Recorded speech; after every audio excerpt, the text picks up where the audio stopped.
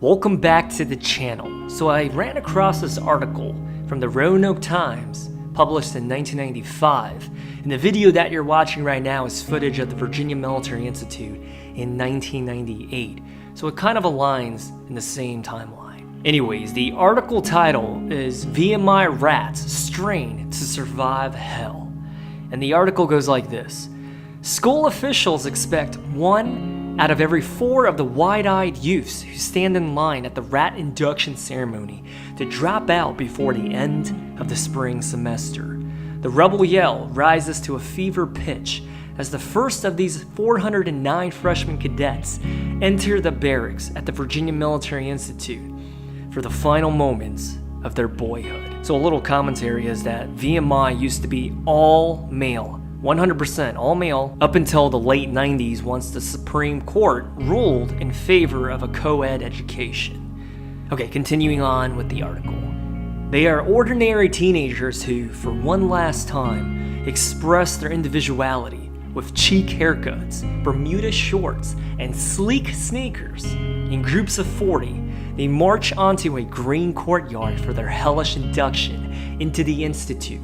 And it's a 156-year-old process designed to create the whole man. Overhead, on the 4-tiered barracks, stand taunting upperclassmen in crisp uniforms. Their deafening shouts remind the fidgeting freshmen below that by nightfall, their heads will be shaved, their worldly possessions locked in storage, and that each will answer to the name of Rat.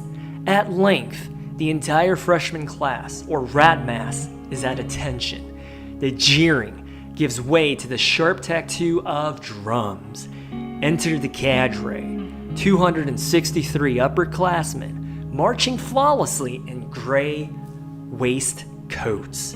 They are the Institute's relentless lords of discipline, who will drill, torment, and punish the rats until they are deemed worthy of being VMI men. The drumming stops. All is quiet now, save the clicking of the heels of John Adams, regimental executive commander of the senior class. At exactly 90 steps a minute, he marches to the center of the second tier of the barracks, stops, and peers at the assembly. Rats, look up here, he commands. The Virginia Military Institute is the finest college in the world, he says in the clipped voice of a drill master. It has the best corps of cadets you will find anywhere. The men standing before you are the best of the cadets. They will teach and you will learn. With a sharp, unified clicking of heels, the cadre makes a quarter turn to face the freshmen. For 2 heartbeats, there is a pause. 409 pairs of boyish eyes strain to absorb the moment. Rats, Adams barks, meet your cadre.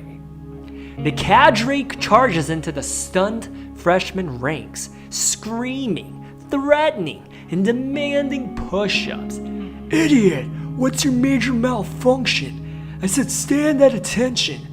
You call that attention? Put your shoulders back, get your chin in, look smart. This is your life, rat, and I'm your worst nightmare. 2 minutes later, the mass is galloping at double time up flights of stairs to the 4th tier of the barracks, where they, at least those who don't quit, will live for their freshman year. Move it, ladies, move it. From this day forth, the rats will be reminded that they have elected to enter not just the college, but a storied brotherhood designed to instill discipline, chivalry, and honor, and to produce tomorrow's leaders. Each time they exit the barracks, they will salute the looming statue of Confederate Lieutenant General Stonewall Jackson, who taught at the Institute before the Civil War. They will memorize the names of 10 cadets killed in the battle at Newmarket, 6 of whom are buried on campus. They will study the exploits of General George C. Marshall, VMI class of 1901, the legendary Army Chief of Staff in World War II. And they will be reminded in every waking hour that a cadet must never bring dishonor to the proud heritage of the Institute. It's all spelled out in their code of honor. A cadet does not lie, cheat, or steal, or tolerate those who do. This year, Hell Week at Virginia Military Institute began August 23rd and mercifully ended Tuesday with the first day of academic classes. During the intervening minutes, the freshmen had their skulls shaved, ran 2 miles each dawn, spent 6 hours a day in marching drills and countless more hours reciting and memorizing the arcane regulations and facts in the Institute's 60-page rat Bible. They performed hundreds of penalty push-ups. They sat at stony attention during meals, resting their forks on the table between bites. They were roused from sleep one night for extra drilling. They folded and refolded their uniforms until they mastered the proper VMI crease. And they spent an eternity in the dreaded strain. A rat's customary posture of rigid attention, shoulders arched back, chin tucked tightly into the neck, and your forehead facing out. Life doesn't get much better for freshmen when Hell Week ends. For the next 7 months, they must endure the rat line. That means restricted movement on campus and no fraternizing with sophomores and juniors. Inside the barracks, any upperclassman can force a freshman to strain and to recite the menu of the day. The next 3 games on the varsity athletic schedule, endless rosters of campus officials, or any other fact contained in the rat Bible. An error can result in room confinement or penalty marches. In addition, seniors can demand 20 push-ups on the spot. Any rat who chances to pass a classmate doing penalty push-ups is expected to drop and join him. That, according to VMI lore, helps build class spirit. The system is equal and impersonal in its application, a VMI manual says, tending to remove wealth and former status, ensuring equal opportunity for all to advance by personal effort and to enjoy those rewards which have been earned. Privileges gradually are given as cadets march closer to graduation, although no one ever gets a free romp on the campus. Seniors earn perks such as keeping cars on campus, extra leave time, and freedom to wear bathrobes in the barracks courtyards, provided, of course, that they have on a cap at such times. But ask any rat to enumerate his only privilege, and the answer comes back loud and clear. To strain, sir. VMI is one of only 2 state-supported all-male military colleges in the nation, the other being the Citadel in Charleston, South Carolina. The culture has been under sharp attack in recent years from those who believe the state shouldn't bar women from the institutions. The U.S. Supreme Court is expected to decide this fall whether to hear arguments in a long-standing suit to admit women to VMI. In the meantime, the state last month opened a leadership program for women, the Virginia Women's Institute for Leadership, VWIL, at Mary Baldwin College in Staunton. The Citadel, however, was forced to admit Shannon Faulkner, its first female cadet, who quit after 4 days, prompting a celebration at the school. No one at VMI is publicly cheering about Faulkner. One reason is that regulations say a cadet does not exhibit ardor or hilarity in public.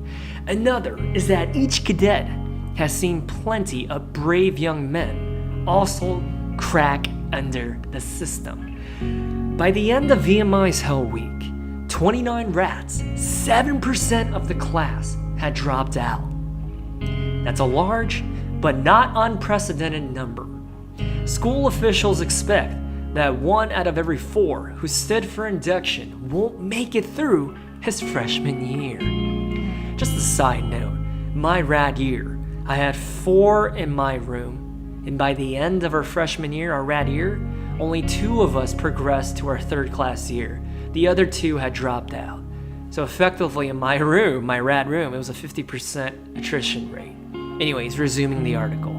VMI just isn't for everyone, said Army Lieutenant Colonel Michael Strickler, VMI class of 1971, the school's director of public relations. The cadre has been trained to recognize signs of stress. A chaplain and 23 seniors trained as peer counselors are on hand. Old rites, such as hazing, are taboo. Upperclassmen can and do yell until they're hoarse, but they risk expulsion for laying an ungentlemanly hand on a rat. Stroll the campus during Hell Week and you're likely to see a distraught rat, face beat red, eyes brimming with tears, demanding to go home, pulled out of formation. Counselors take over, walking the cadet to an air-conditioned building. We try to calm them down and get them to talk about why they decided to come to VMI in the first place, said James Richardson of Radford, captain of the counseling corps. We ask them if those reasons are still valid. We don't try to influence their decision. Sometimes a kid will gather his breath and get back in line. Sometimes they call their parents. Ultimately, leaving becomes the parents' decision. Resigning from the Institute is a painful choice for an 18-year-old on his first venture away from home. His parents will be out $800 if he leaves during Hell Week, more if he departs later in the year. Many of his high school friends wonder why he wanted to go to VMI in the first place. Now he must go home and face them, branded with a shaved skull. Leaving is a solemn rite. Usually mom or dad pulls up to the barracks, the cadet loads his footlocker in the trunk, gets in the passenger seat and departs. VMI is fiercely protective of their identities. But for those who endure, there are long-term rewards that perhaps only a VMI man can truly comprehend. There are small classes and a solid educational program that specializes in engineering, mathematics, and history. Awarded near the close of the junior year is an esteemed class ring, signifying membership in the elite core of the whole man. And there is an influential network of alumni who, from the securities of years of success in business, fondly recall the Institute and go out of their way to provide opportunity to a brother rat. It's real competitive in the business world, said Michael Burchick, a senior physics major from Clayville, Pennsylvania. I think VMI gives us an edge. Nobody gets a degree here without learning how to handle stress. That's just the reason why Cameron Mizzle of Frederick, Maryland, chose VMI. My dad said he knows a lot of guys who went to VMI, and that corporations just gobbled them up when they graduated. VMI does not let reporters talk to rats during Hell Week, but on the day it ended, officials allowed Mizzle and classmate Chris Ford of Tabernacle, New Jersey to be interviewed, choosing the pair because they were model rats. It's degrading. It's hard to take, said Forbes of Rat Life. I had myself convinced that I was fully prepared for it, and I learned that there's really no way to prepare for it. My head hasn't stopped spinning since I got here. Forbes waited a week before venturing to the mailroom to check on letters from home. I just couldn't get up the courage to go, he said. I kept thinking, what happens if I run into an upperclassman? Forbes and Mizzle's rules for survival? Never take the cadre's yelling personally. Never stand in the front or rear of a rat line where you can be singled out. And above all, keep a sense of humor. There are funny things that happen here, Ford said. When I'm turning in at night, I laugh about them with my roommates. That's just the tonic prescribed for freshmen on a flawless summer night last week as a cool breeze whisked through the barracks. 40 new cadets, drained and dazed from the day's drilling, sat at ease in a circle on the 4th barracks tier, seeking comfort in a pep talk by Kevin Trujillo, president of the sophomore class. "You guys have got to remain calm," Trujillo said. "You're gonna be facing mini rat lines all of your life. Get used to it." Above all, Trujillo warned, "Remember the VMI honor code.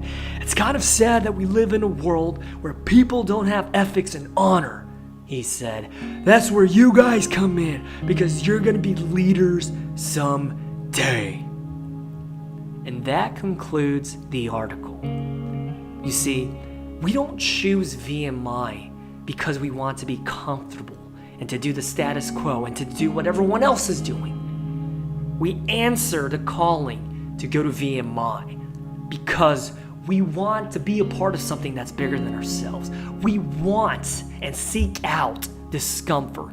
We want a challenge. We don't want to do what everyone else is doing.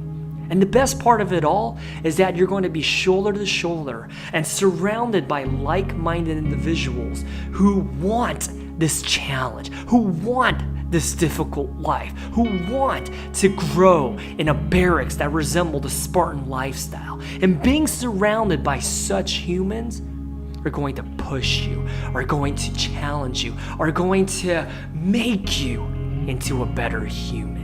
Because you're not going to be surrounded by lazy folks. You're not going to be surrounded by people that say, it's okay to just give up, it's okay to quit. You're going to be surrounded by people that are resilient, that exhibit mental fortitude, that develop discipline, that learn to never say die.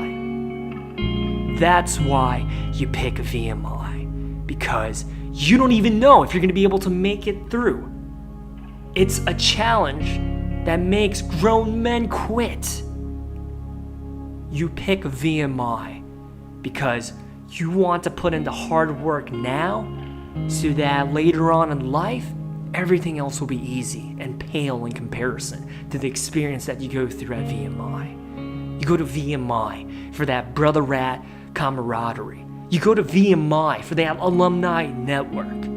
You go to VMI because you want to be different in 2023 when everyone else wants to be the same. That's why we go to VMI. First order of business. Put your hand on your white belt.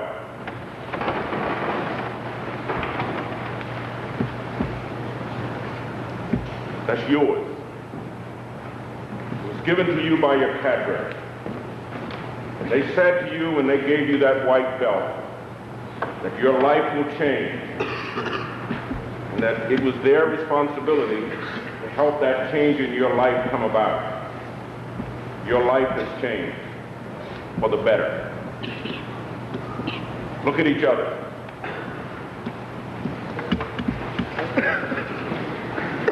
Something missing. There are some people missing from your numbers. And your cadre said to you, every one of you who will stand the test of time, every one of you who can do the job, every one of you who will have the intestinal fortitude to stand up to the rigors of VMI will be seated in this room today. Some of your numbers did not make it. But rest assured with this one simple fact. Every one of them will still your brother rat. Every one of them, as to whether they made it or not. For whatever reason they left, they are still your brother rats. And to this day and forevermore, you should think about them when you think about your cadre and this day. Are you ready for the last part of your journey? Yes, Sergeant Major! Are you ready to get rid of this white belt? Yes, Sergeant Major! Are you ready to take care of your VR? Yes, Sergeant Major! Are you ready to take care of the traditions of the Virginia Military Institute? Yes, Sergeant Major! Hoorah! Hoorah! Hoorah! On your feet! this day forward, stand proud, know who you are, and protect the traditions of the Institute.